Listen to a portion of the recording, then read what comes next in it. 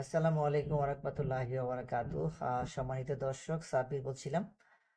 আজকে আপনাদের সাথে যে বিষয়টি শেয়ার করছি, বর্তমানে সীমান্ত টিভিতে আছি ফাইন্যান্সিয়াল রিপোর্টার হিসেবে।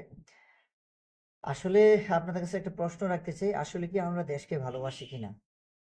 আমার মনে হচ্ছে যে একটা সরকার পতন হওয়ার পর থেকে আমি যেটা দেখতে পাচ্ছি, শুধুমাত্র আলেমরা ছাড়া প্রত্যেকটা ব্যক্তিরই কিন্তু দাবি দেওয়া আছে, প্রত্যেকটা ব্যক্তির চাহিদার কোনো শেষ নেই।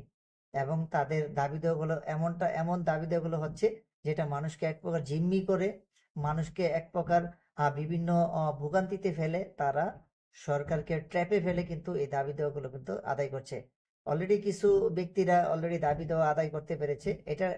এটার পরিপ্রেক্ষিতে কিন্তু এখন কিন্তু অনেকেই আসতেছে তাদের দাবি দেওয়াগুলো অর্জন করার জন্য, তাদের দাবি দেওয়াগুলো আদায় করার জন্য। এখন আমার প্রশ্ন হচ্ছে, আপনারা কি আসলেই দেশকে ভালোবাসেন? আসলে কি আপনারা দেশের জন্য কোনো কিছু করতে চান? আপনারা যেভাবে পারছেন, সরকারি আমলাতান্ত্রিক বলেন, সরকারি টিচার বলেন, এবং বিভিন্ন সেক্টরের আমলাতান্ত্রিক যারা আছে, বিভিন্ন পাবলিক সেক্টরে অনেকেই আছেন। আপনারা বিভিন্ন দাবি দেওয়া নিয়ে চলে আসেন মাঠের মধ্যে, তাও এমন একটা জায়গাতে আসেন যেখানে আপনার ঢাকা শহরের প্রাণকেন্দ্র বলা হয় আপনার শাহবাগ মোড়। সেই শাহবাগ মোড়ে এসে আপনারা মানুষকে জিম্মি করে, সরকারকে ট্র্যাপে ফেলে আপনারা আপনাদের দাবি দেওয়াগুলো আদায় করতে চান। আসলে কি আপনারা দেশকে ভালোবাসেন? আমার মনে হয় না। আমার মনে হচ্ছে যে একমাত্র আলেমরাই দেশকে ভালোবাসে। কেন? কারণ আলেমরা গত সরকারের আমলে সবচেয়ে বেশি ভুক্তভোগী ছিল, সবচেয়ে বেশি নির্যাতিত ছিল। সে আলেমদের কিন্তু দাবি দেওয়া ইতিপূর্বে আমরা কখনোই কোনো রাস্তাতে কিন্তু দেখিনি, এবং মানুষকে ট্র্যাপে ফেলে আপনার যে দাবি দেওয়া সেটা কিন্তু তাদের ক্ষেত্রে দেখিনি। অথচ সবচেয়ে বেশি সমালোচিত হয় আমাদের বাংলাদেশের আলেমরা, এবং সবচেয়ে বেশি নির্যাতিত হয় বাংলাদেশের আলেমরা। এটা সবসময় আমি সবসময় দেখে আসছি। তাহলে কারা দেশকে ভালোবাসে? আমি আপনারা নিশ্চয়ই বুঝতে পারছেন।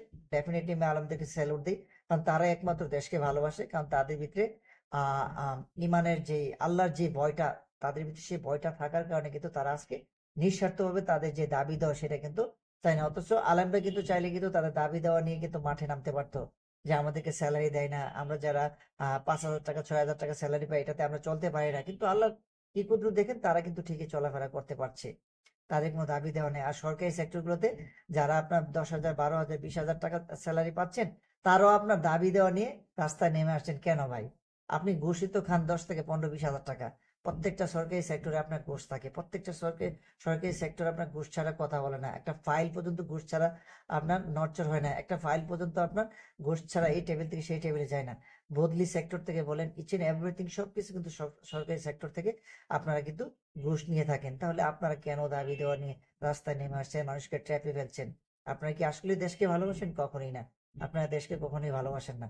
দেশকে একমাত্র আলেমরাই ভালোবাসে। ধন্যবাদ সবাইকে। ভিডিওটা যদি ভালো লেগে থাকে ডেফিনেটলি শেয়ার করে দেবেন, আর অবশ্যই পেজটাকে ফলো করে দেবেন যে কোনো নিউজ তথ্য পাওয়ার জন্য এবং সচেতনমূলক ভিডিও পাওয়ার জন্য। সেই পথে সবাই ভালো থাকেন। আসসালামু আলাইকুম ওয়া রাহমাতুল্লাহি ওয়া বারাকাতুহু।